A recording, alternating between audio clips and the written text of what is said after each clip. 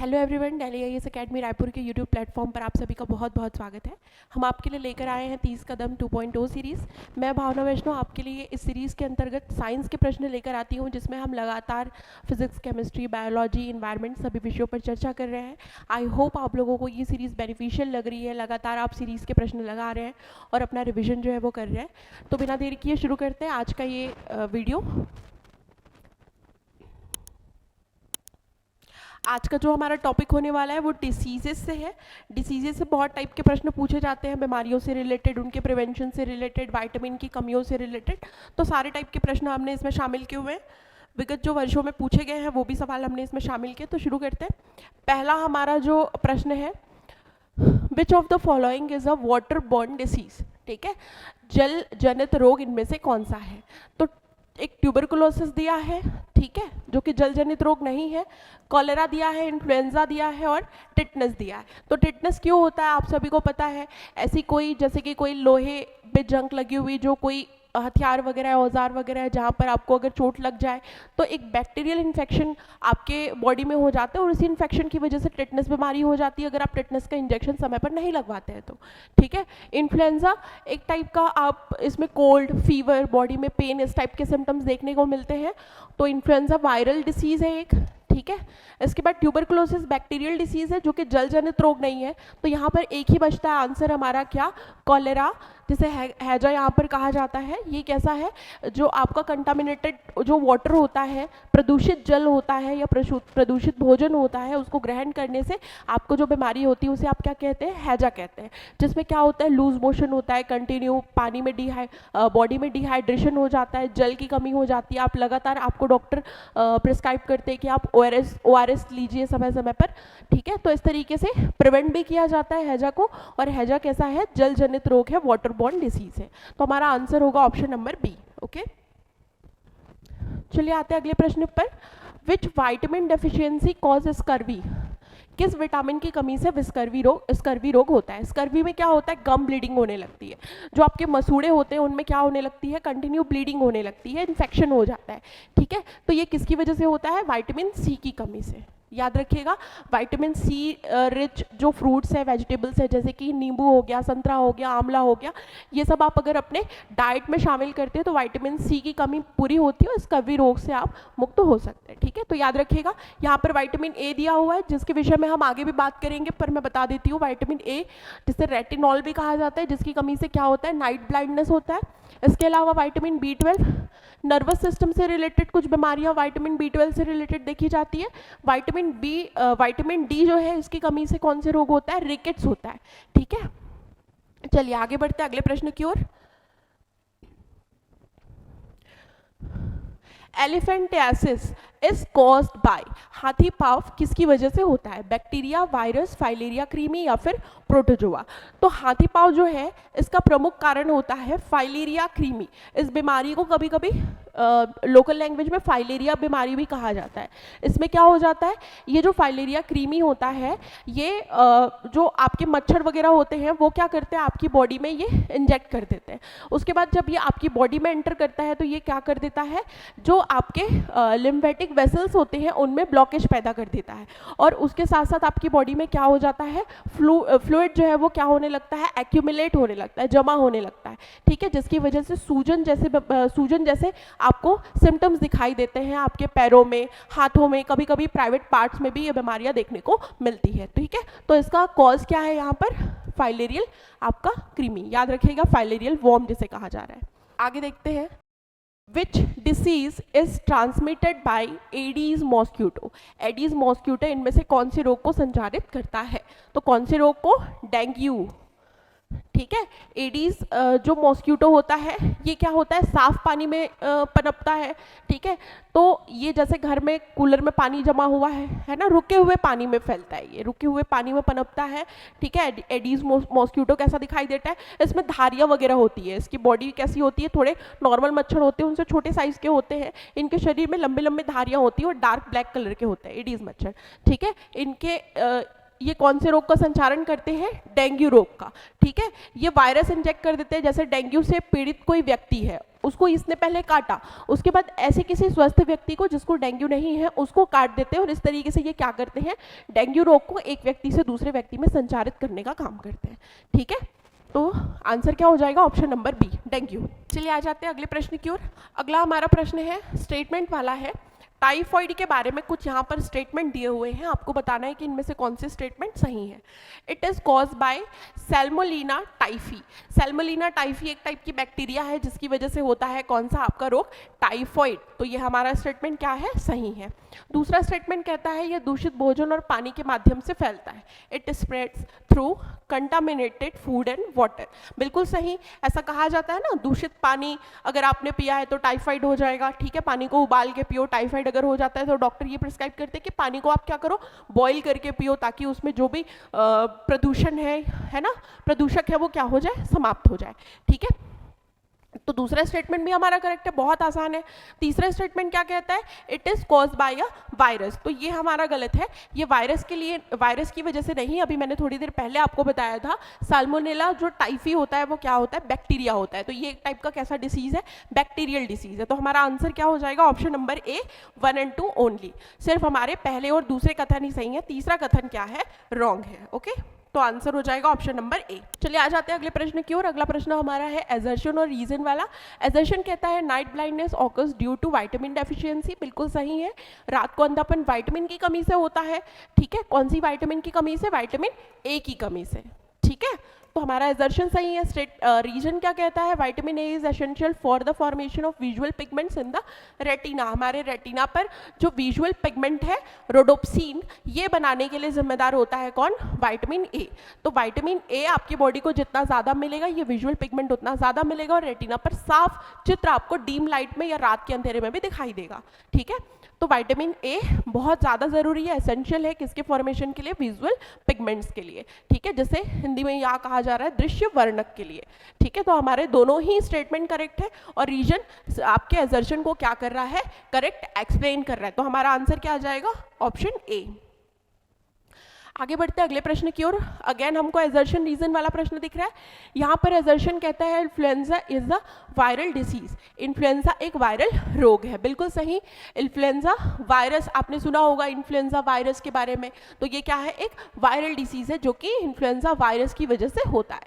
ठीक है, influenza virus primarily affects the respiratory tract. Reason भी सही है और आपका एजर्शन भी सही है। इन्फ्लुएंजा वायरस क्या करता है, प्रमुख रूप से आपके श्वसन जो अंग होते हैं उनको क्या करता है, इन्फेक्ट करता है। इसके सिम्टम्स जैसे कि आपको कोल्ड हो जाएगा, फीवर होगा, बॉडी में पेन होगा, सांस लेने में थोड़ी दिक्कत महसूस होगी आपको। इस तरीके से सीवियर जो प्रॉब्लम्स आपको फेस करने होते हैं, किसकी वजह से, इन्फ्लुएंजा वायरस की वजह से। तो हमारे श्वसन पथ को प्रभावित करता है और ये एक वायरल रोग है। तो हमारा आंसर क्या हो जाएगा, ऑप्शन नंबर ए और आर दोनों सही है और आर जो है वो सही एक्सप्लेन कर रहा है ए को। ठीक है, आते अगले प्रश्न की ओर।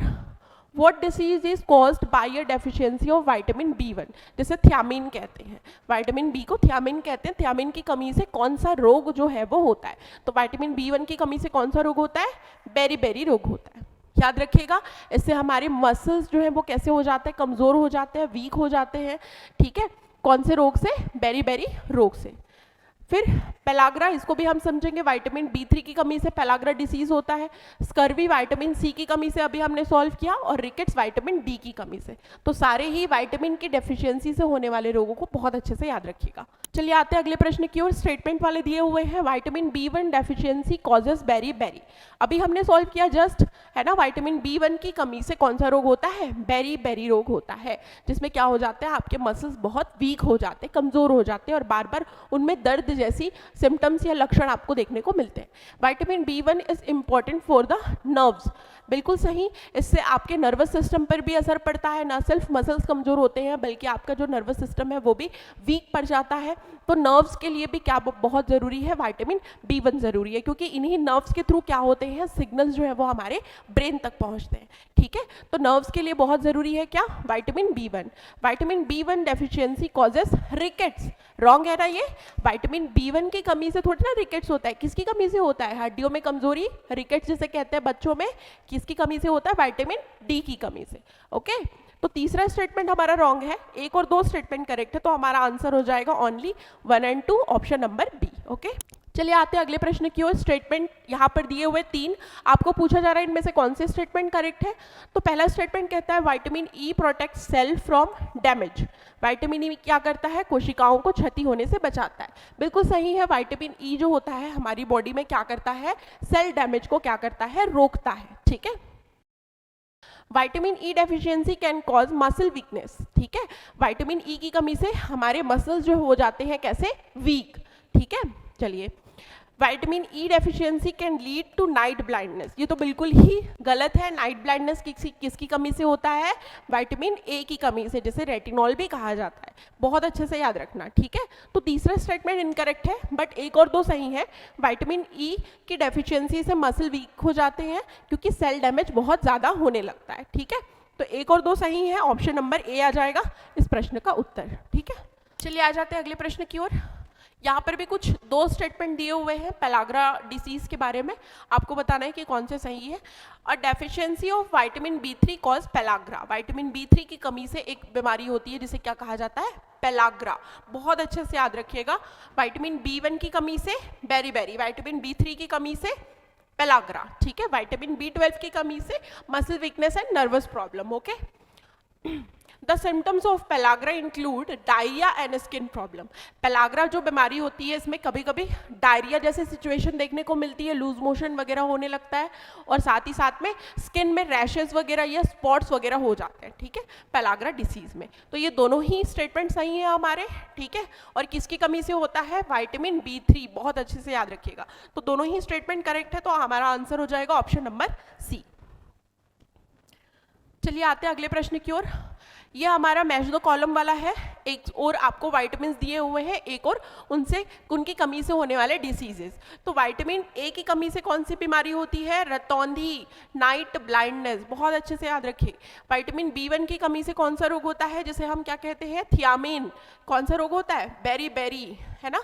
विटामिन सी की कमी से स्कर्वी, एंड विटामिन डी की कमी से रिकेट्स। तो हमारा आंसर क्या हो जाएगा, ए का 2 किस में है, ए का 2 तो 1 में ही है, बी में, तो हमारा आंसर हो जाएगा बी, ऑप्शन बी, ओके।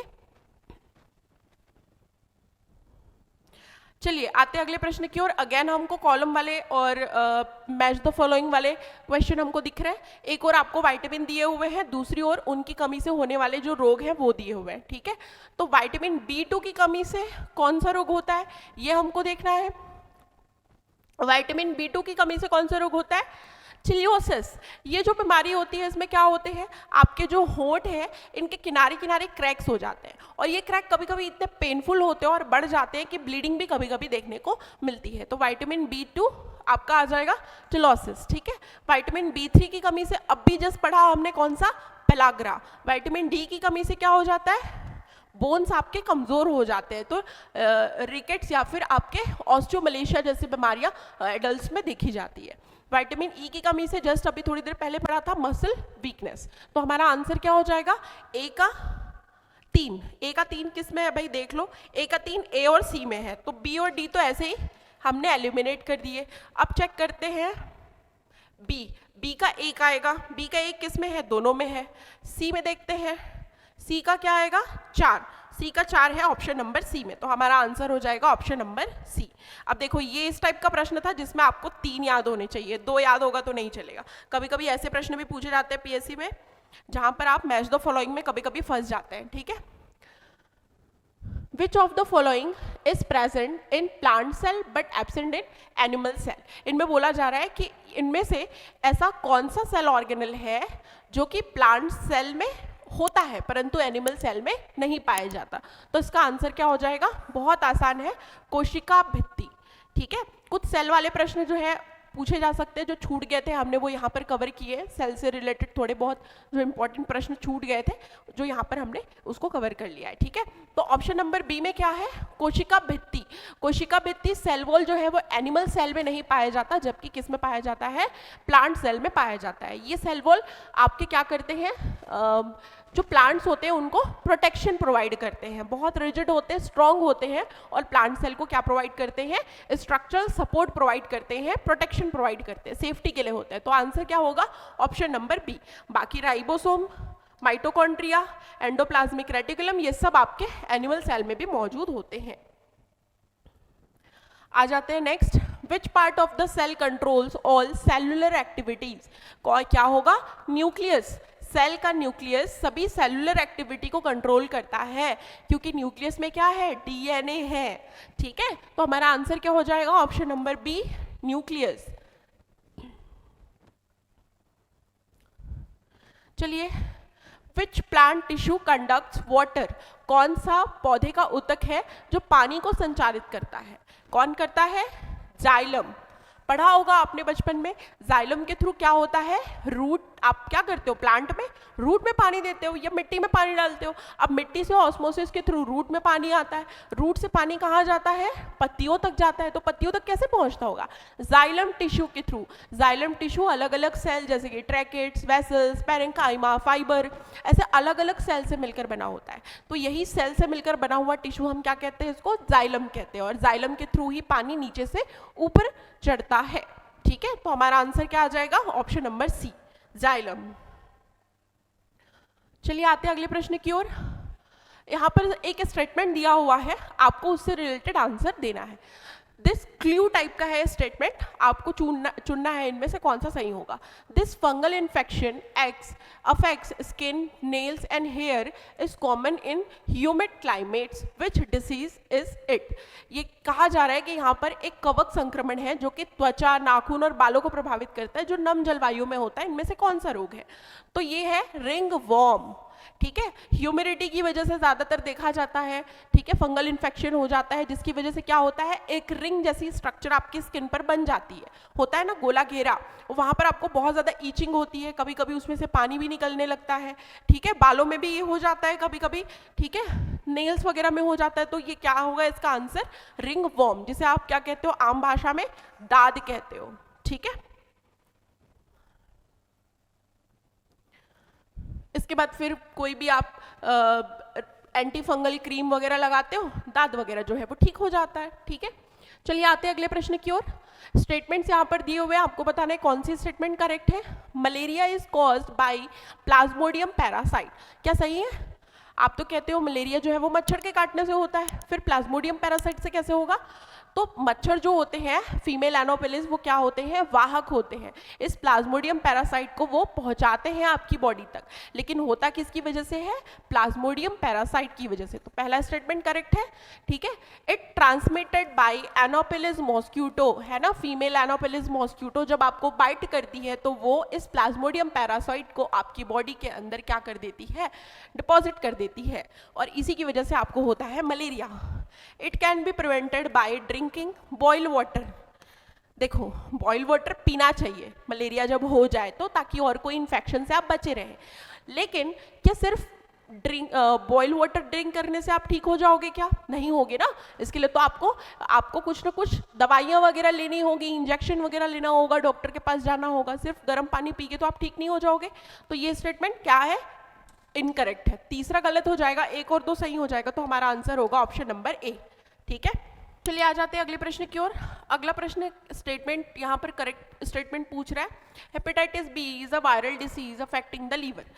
पहला स्टेटमेंट करेक्ट है, जो हेपेटाइटिस बी होता है एक टाइप का वायरल डिसीज है और ये आपके लीवर को अफेक्ट करता है।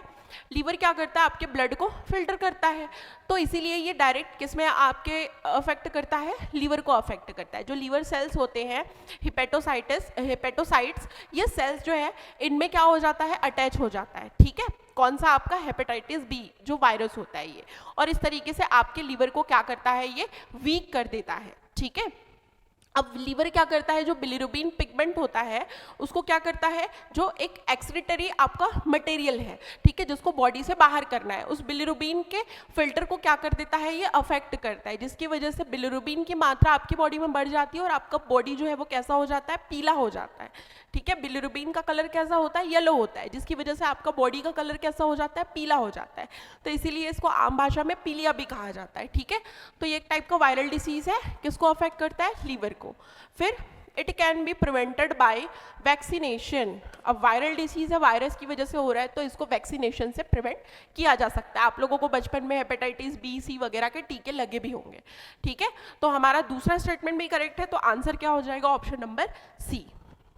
चलिए आते हैं अगले प्रश्न की ओर। स्टेटमेंट यहाँ पर करेक्ट स्टेटमेंट पूछ रहा है, kwashiorkor is caused by protein deficiency. बिल्कुल सही है। क्वाशियोरकर बीमारी किसकी कमी से होती है? बॉडी में प्रोटीन की कमी से होती है। It is common in children, बच्चों में बहुत ज़्यादा देखा जाता है। जब बच्चों में प्रोटीन रिच, आप बच्चों को फूड नहीं देते हैं, सिर्फ कार्ब्स देते हैं, ठीक है, खाने के लिए प्रोटीन जैसे कि सोयाबीन, मूंगफली, दालें, मिल्क, ये सब अगर आप बच्चों को प्रोवाइड नहीं करते, इसके अलावा अगर आप नॉनवेज खाते हैं तो अंडा, चिकन, तो इनमें क्या होता है? प्रोटीन रिच फूड है ये, एनिमल या प्लांट बेस्ड, ठीक है। तो आप जब बच्चों को प्रोटीन नहीं खिलाते तो बच्चों में इसकी कमी की वजह से एक बीमारी होती है, जिसे क्या कहा जाता है? क्वाशियोरकर कहा जाता है, ठीक है, याद रखिएगा। It can be prevented by eating protein rich food like milk, eggs and pulses. बिल्कुल सही, प्रोटीन की कमी से हो रहा है तो प्रोटीन रिच फूड खाओगे तो कमी को दूर कर सकते हैं। तो ऑल ऑफ द अबव, सही सभी स्टेटमेंट क्या है इसके? करेक्ट है। बहुत आसान था। आते हैं अगले प्रश्न की ओर। यहाँ पर कुछ स्टेटमेंट अगेन दिए हुए, पूछा जा रहा है कि कौन से सही है। Marasmus is cause due to deficiency of calorie. तो मैरास्मस जो बीमारी है ये कैलोरी और साथ में प्रोटीन दोनों की डेफिशिएंसी की वजह से होता है, तो पहला स्टेटमेंट करेक्ट है। दूसरा कहता है it occurs mostly in adults, ये स्टेटमेंट गलत है। एडल्ट्स में नहीं, ये बच्चों में भी देखा जाता है, बच्चों में ही देखा जाता है मैरास्मस, ठीक है। इसमें बच्चों के पेट बहुत बड़े हो जाते हैं, स्वेलिंग हो जाती है पेट में, हाथ पैर पतले पतले हो जाते हैं, बॉडी एकदम वीक हो जाती है, माल न्यूट्रिशन जैसी कंडीशन जो है वो बच्चों में देखी जाती है, कुपोषण जिसे आप कहते हैं, ठीक है। It can be prevented by balance diet with adequate calorie, ठीक है, बिल्कुल सही है, ठीक है। आप इसको बैलेंस डाइट और सही कैलोरी इनटेक से क्या कर सकते हैं? इसको प्रिवेंट कर सकते हैं, इस बीमारी को, ठीक है। तो हमारा तीसरा स्टेटमेंट करेक्ट है, पहला स्टेटमेंट करेक्ट है बट दूसरा स्टेटमेंट गलत है, तो हमारा आंसर क्या हो जाएगा? Option number A. चलिए आते हैं अगले प्रश्न की ओर। एजर्शन और रीजन वाला प्रश्न है। एजर्शन कहता है vitamin D deficiency causes rickets in children, है ना। विटामिन डी की कमी से बच्चों में क्या हो जाता है? रिकेट्स, जिसमें हड्डियां जो है वो धनुष के आकार की हो जाती हैं, इतनी कमजोर हो जाती हैं, ठीक है। फिर vitamin D is required for calcium and phosphate absorption in intestine, small intestine में, आंतों में, ये किसके लिए? कैल्शियम और पोटेशियम के एब्जॉर्प्शन के लिए विटामिन डी जरूरी होता है, क्योंकि विटामिन डी ही ऐसे प्रोटीन्स को एक्टिव करता है जो कि ज्यादा से ज्यादा क्या करे? कैल्शियम और आपके फॉस्फेट का क्या कर सके? एब्जॉर्ब कर सके, ठीक है। इसकी वजह से आपकी हड्डियां जो है वो मजबूत रहेंगी, कैल्शियम एब्जॉर्प्शन होगा। तो अब कैल्शियम एब्जॉर्प्शन ही नहीं होगा क्योंकि विटामिन डी की कमी है, तो आपका क्या हो जाएगा? हड्डियां कमजोर हो जाएगी, इसीलिए विटामिन डी जरूरी है। तो दोनों ही हमारे करेक्ट है और रीजन जो है वो एजर्शन को सही एक्सप्लेन कर रहा है, तो आंसर क्या हो जाएगा? Option number A. चलिए आते हैं अगले प्रश्न की ओर। अगेन एजर्शन और रीजन वाला है, फाइलेरिया अंगों की सूजन के कारण बन सकता है। बिल्कुल सही, फाइलेरिया जो है इसमें हमारे अलग अलग प्रकार के अंग, जैसे कि पैरों में वैसे तो ज्यादातर देखा जाता है, पैरों में, हाथों में, इसके अलावा प्राइवेट पार्ट्स में भी सूजन जैसी चीजें देखी जाती है। किसकी वजह से? फाइलेरिया बीमारी की वजह से, जिसे आप हाथी पांव कहते हैं, क्योंकि पैरों में ज्यादातर ये बीमारी देखी जाती है, ठीक है। परजीवी कृमि लसिका वाहिकाओं को अवरुद्ध करते हैं, जिससे द्रव जमा होता है। मैंने इससे पहले थोड़ी देर पहले भी बताया था, जो पैरासाइटिक वर्म्स होते हैं वो क्या कर देते हैं? लिम्फेटिक वेसल्स को ब्लॉक कर देते हैं, जिसकी वजह से बॉडी में फ्लूइड एक्यूमुलेशन बहुत ज़्यादा बढ़ जाता है और इसकी वजह से सूजन जैसी चीज़ हमको देखने को मिलती है। तो कारण और कथन दोनों ही सही है और कारण कथन को सही एक्सप्लेन कर रहा है, तो हमारा आंसर हो जाएगा ऑप्शन नंबर ए। चलिए आते हैं अगले प्रश्न की ओर। अगेन एजर्शन रीजन वाला है, night blindness can be prevented bye consuming carrot and spinach. बिल्कुल सही, कैरेट और स्पिनच दोनों में विटामिन ए भरपूर मात्रा में होता है। रेटिनॉल के ये क्या होते हैं? रिच सोर्स होते हैं, जिसकी वजह से नाइट ब्लाइंडनेस में कमी देखी जाती है अगर आप इनका लगातार सेवन करते हैं तो। रीजन कहता है vitamin A is needed for rhodopsin formation in the retina. मैंने बताया था रेटिना में रोडोप्सिन जो आपका है विजुअल पिगमेंट, उसके फॉर्मेशन के लिए विटामिन ए बहुत ज़्यादा ज़रूरी होता है। तो रीजन और एजर्शन दोनों ही सही है और रीजन सही एक्सप्लेनेशन है किसका? आपके एजर्शन का, तो आंसर हो जाएगा ऑप्शन नंबर ए। चलिए आ जाते हैं अगले प्रश्न की ओर। यहाँ पर कुछ स्टेटमेंट दिए हुए हैं, आपको बताना है एपिलेप्सी से संबंधित स्टेटमेंट कौन से सही है। जिसे आप आम भाषा में मिर्गी कहते हैं, मिर्गी का दौरा, ठीक है, इसके बारे में क्या सही है? तो ये एक न्यूरोलॉजिकल विकार है। बिल्कुल सही। ये हमारे जो नर्व्स होते हैं ये क्या करते हैं, एबनॉर्मली सिग्नल्स भेजने लगते हैं हमारे ब्रेन को। नर्व्स ही क्या करते हैं, सिग्नल भेजते हैं हमारे ब्रेन को, और ब्रेन फिर सिग्नल वापस भेजता है किनको, हमारे मसल्स को, जिसके अकॉर्डिंग हमारे मसल्स या बॉडी जो है वो क्या करती है, काम करती है।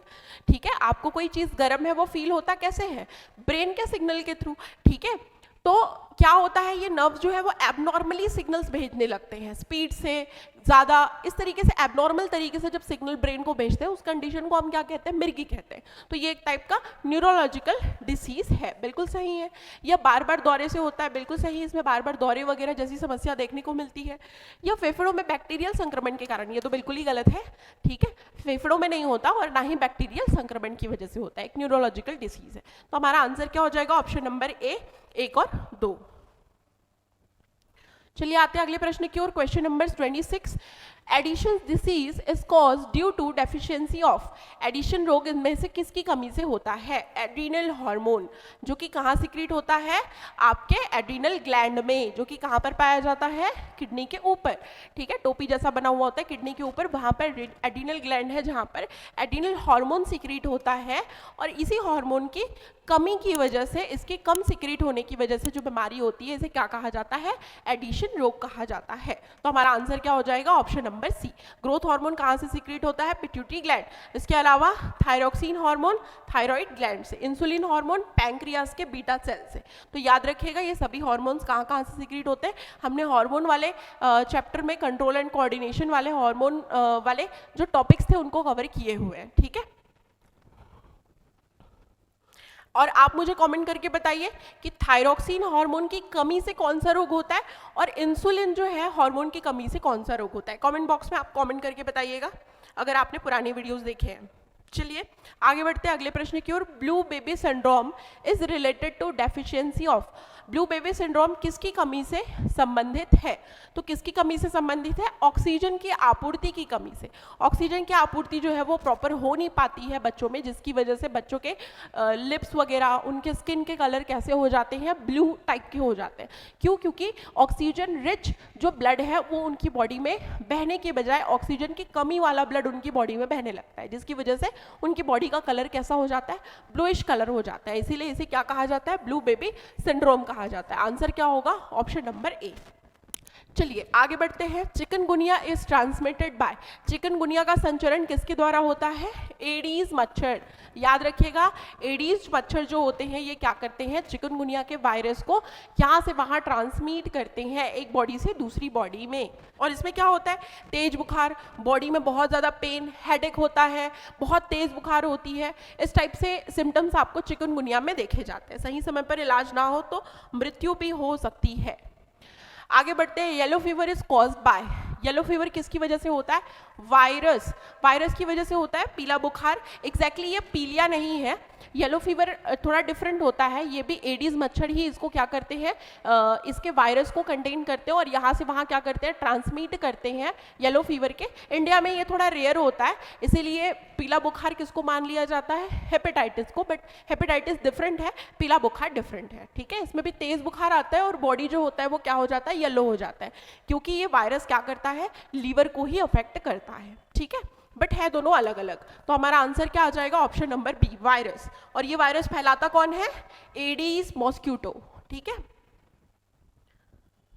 चलिए आगे बढ़ते हैं अगले प्रश्न की ओर। विटामिन ई डेफिशिएंसी में कॉज, विटामिन ए की कमी से क्या होता है, रतौंधी किसकी कमी से होता है। अभी मैंने थोड़ी देर पहले ही आपको बताया, अगर आप लास्ट तक वीडियो देख रहे हैं तो मुझे कमेंट करके बताइए रतौंधी किसकी कमी से होता है, कौन सी विटामिन की कमी से होता है।